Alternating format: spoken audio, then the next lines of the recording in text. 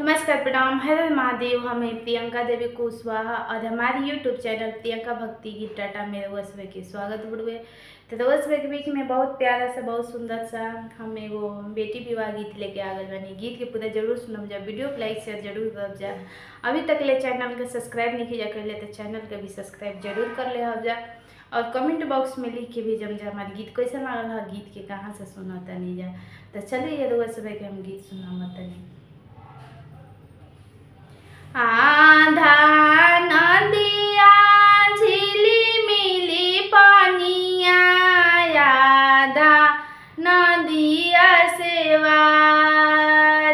आधा नदिया झिलिमिली पानिया, आधा नदिया सेवार।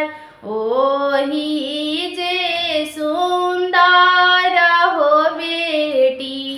करेली होया स्नान, ओही में सुंदर हो धियावा करेली होया स्नान।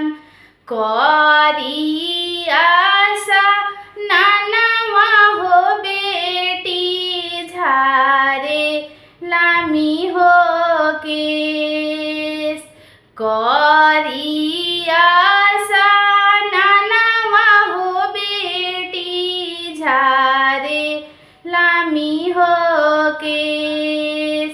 केसिया झारत हो बेटी, लिखली हो सनदेश। केसिया झारत हो बेटी, लिखली हो सनदेश। चिचरी के पतवा हो बेटी, लिखली हो वियोग।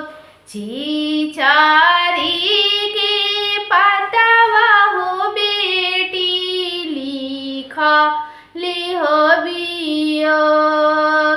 इहो चिठिया दिहे रे हजमा, पापा जी के हो हाथ।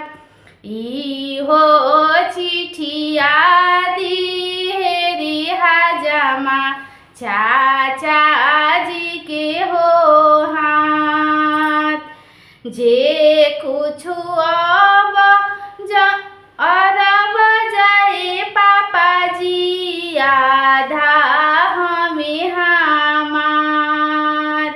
जे कुछ अरब जाए चाचा जी, आधा हमें हमार। सोची समझी भैया के सौंपिया, आधा धनवा हमार। सोची समझी के सौंपिया, आधा धनवा हमार। आधा आधा जानी करहो बेटी, सब धनवा तोहार।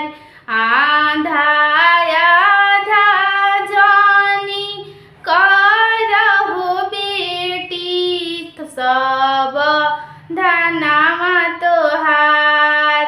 परते से नुरवाई बेटी, भइलु हो वीरान। परते से नुरवाई बेटी, भइलु हो वीरान। आधा नदिया झिलिमिली पानिया, आधा नदिया सेवार। आधा नदिया झिलिमिली पानिया, आधा नदिया सेवार। होही में